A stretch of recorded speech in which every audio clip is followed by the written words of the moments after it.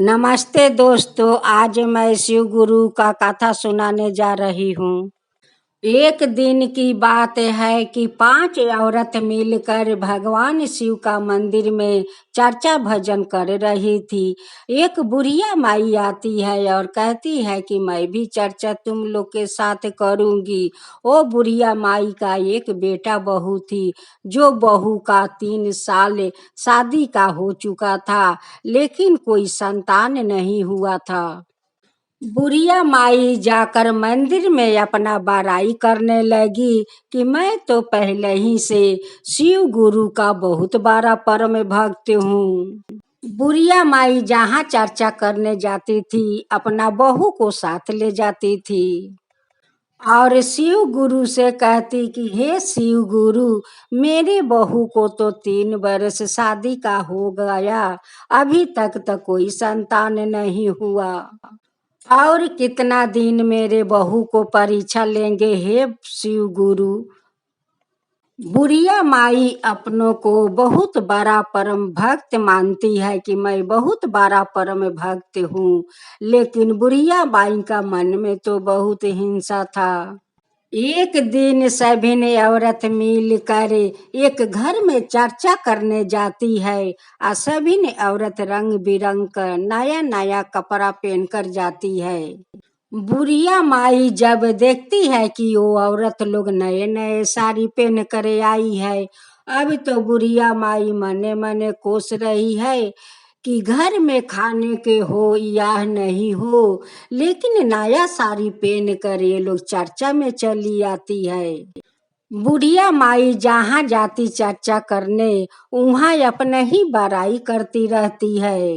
बुढ़िया माई का मन में कुछ न कुछ हमेशा चलता रहता था। किसका घर में खाना बना है, किसका घर में नहीं, किसका पति मानता है, किसका पति नहीं। बुढ़िया माई का मन में यही सब बात चल रहा था। भोलेनाथ तो सभिन को देखते हैं और सभिन को मन के बात सुन लेते हैं। भोलेनाथ कह रहे थे कि बुढ़िया माई तो अपना का बहुत बड़ा परम भक्त मानती है, लेकिन मने मने सब लोग का तो ये कोस रही है, अहिंसा कर रही है। एक दिन भोलेनाथ सोच रहा था कि क्यों ना मैं बुढ़िया को परीक्षा लूं। एक दिन बुढ़िया माई चर्चा से अपना बहू के साथ आती है। आते हुए देखती है कि उनकी बरामदा में एक बूढ़ा बाबा बैठे हुए थे, एक फटे चिटे धोती पहनकर, शरीर में बहुत सारा धूल माटी लगा कर।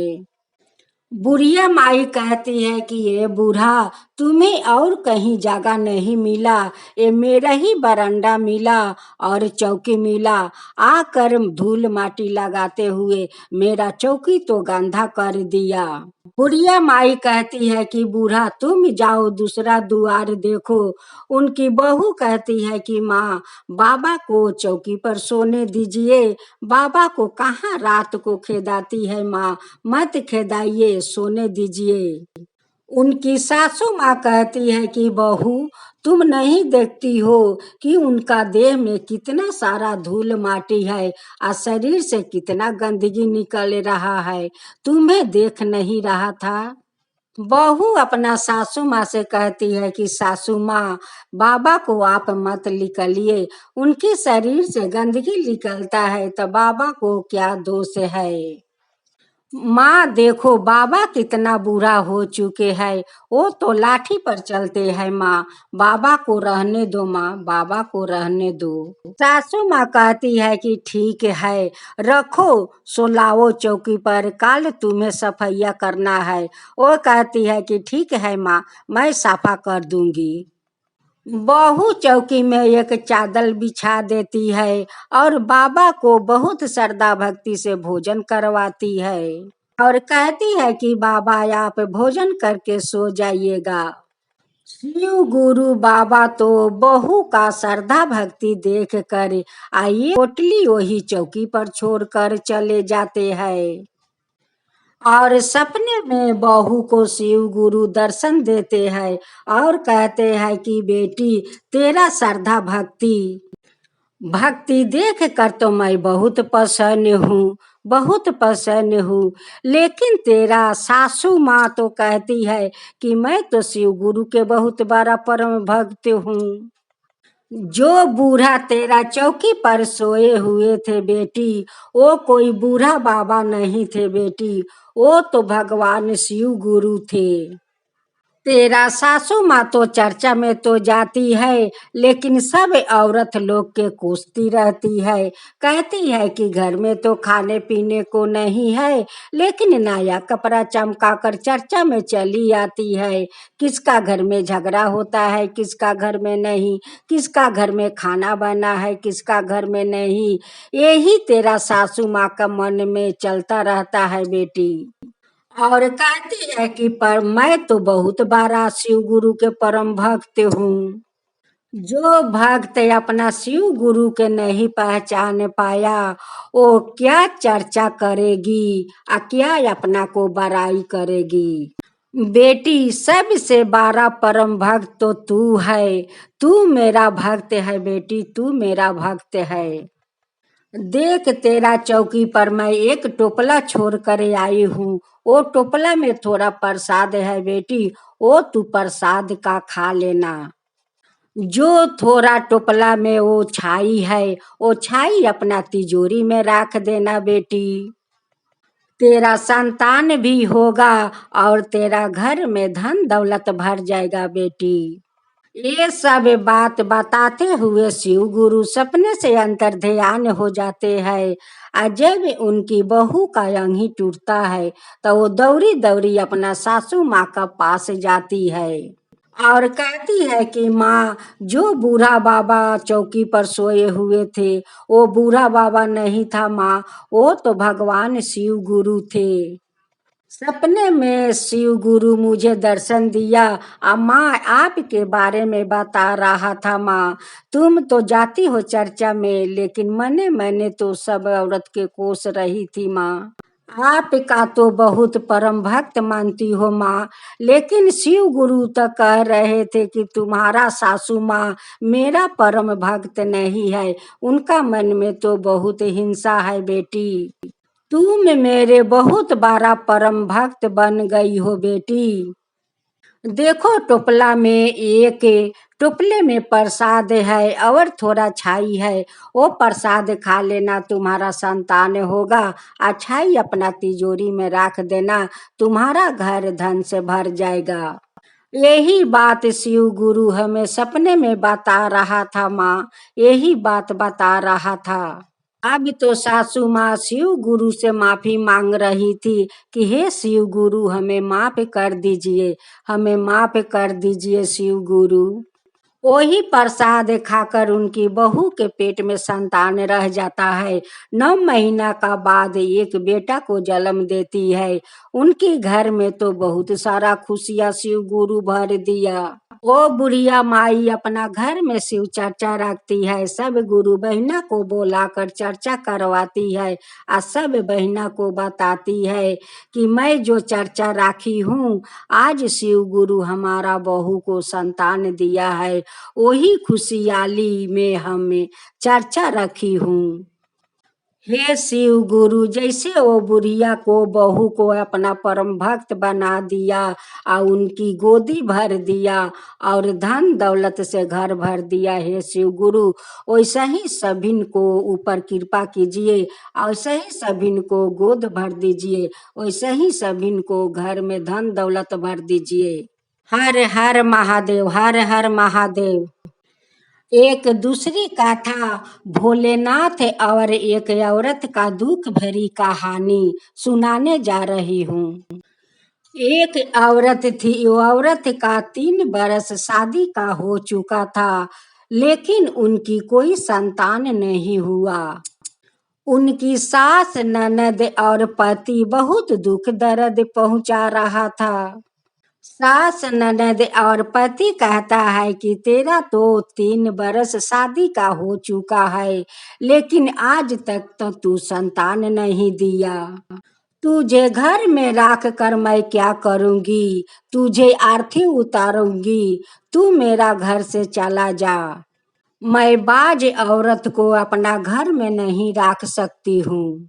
अपना सास ननद को हाथ जोड़ कर अनुरोध कर रही, अपना पति को अनुरोध कर रही है कि हमें घर से मत निकालिए। मैं कहाँ जाऊंगी, हमें घर से मत निकालिए। मेरी मैके में तो मेरी माँ है, मेरा भाई तो ना जाने कहाँ चला गया, मेरा पिताजी को मृत्यु हो गया, मेरी बुढ़िया माँ है, मैं जाकर वहाँ क्या करूंगी, के हमें देखभाल करेगा। हमें घर से मत निकालिए सासू माँ, मत निकालिए पति देव। सभी से अनुरोध कर रही है, लेकिन उनकी अनुरोध कोई नहीं सुनता है। सभी लोग धक्का मार कर घर से तो निकाल देता है। भोलेनाथ का लीला तो भोलेनाथ ही जानते हैं। भोलेनाथ तो वो दुखियारी औरत को माँ बना दिया था, उनकी पेट में संतान पल रहा था। वो दुखियारी औरत रोते हुए अपना महके जाती है और जाकर देखती है कि उनकी माँ तो बीमार है। माँ को तो वैसे हो चुका था। अब वो औरत अपना माँ को कैसे देखभाल करती।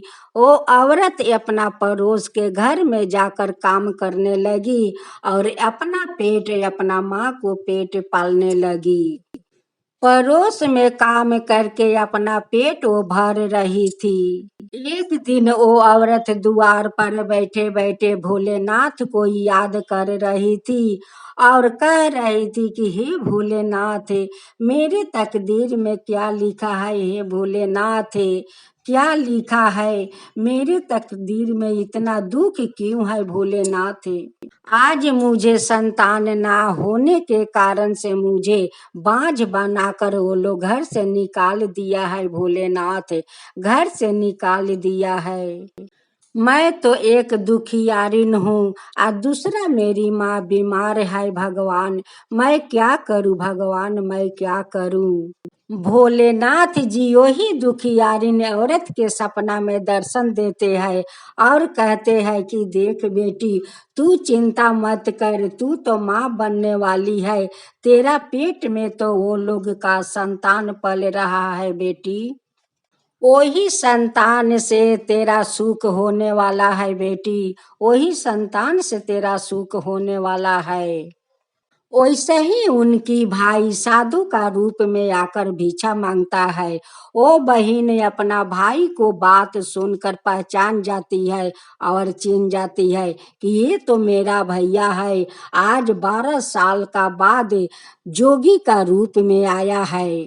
बहन अपना भैया से कहती है कि भैया, 12 बरस का बाद आप घर लौटा है, तो वो भी जोगी का रूप में, पिताजी तो मर गए, माँ बीमार है, मेरे ससुराल वालों हमें घर से निकाल दिया है बांझ बनाकर भैया, मैं क्या करूँ, मैं तो एक घर में काम करती हूँ, माँ का पेट मेरा पेट पालती हूँ भैया, हाँ मैं दोनों जैसे तैसे गुजारा करता हूँ भैया, गुजारा करता हूँ भैया, चलो माँ से मिल लो। भैया कहता है कि मैं तुम्हारा भाई नहीं हूँ, मैं तो एक जोगी हूँ। बहन कहती है अपना भैया से कि भैया देखिए, एक बहन अपना खून को खून पहचानती है, तुम मेरे भैया हो, तुम झूठ मत बोलो भैया, तू मेरा भैया हो, मैं तुम्हें पहचान गई हूँ भैया। बहन कहती है कि भैया चलो एक बार माँ से मिल लो भैया, माँ बहुत बीमार है भैया, चलो। अपना भाई को जबरदस्ती ले जाती है माँ के पास, भैया जाते हैं माँ के पास और माँ को बुलाता है कि माँ उठो, देखो तुम्हारा जोगी बेटा आ गया है, माँ उठो, देखो तुम्हारा जोगी बेटा आ गया है माँ। बहन कहती है कि भैया माँ भी छोड़कर चली गई भैया, माँ भी नहीं है दुनिया में भैया, माँ भी मर गई। वही भैया अपना बहन को देखभाल करने लगा। 9 महीना के बाद एक खूब सुंदर बेटा को जन्म देती है। अपना बेटे को पोस पाल कर बड़ा करती है और वही बेटा बड़ा होकर अपना माँ को देखभाल करने लगा। भोलेनाथ उन्हें संतान भी दिया, उनकी घर धन से भर दिया। वो औरत का तो भगवान भोलेनाथ भाग्य बदल दिया। हे भोलेनाथ ओ दुखियारिन औरत का संतान और धन देकर उनकी भाग्य बदल दिया। वैसा ही सभिन का भाग बदल दीजिए हे भोलेनाथ। सभिन के ऊपर कृपा कीजिए हे भोलेनाथ। कहानी सुनाने वाला पर, सुनने वाला पर, हुकारी पारने वाला पर, सब का ऊपर कृपा कीजिए हे भोलेनाथ। उन्हीं सब का ऊपर कृपा कीजिए। भोलेनाथ की जय हो, भोलेनाथ की जय हो।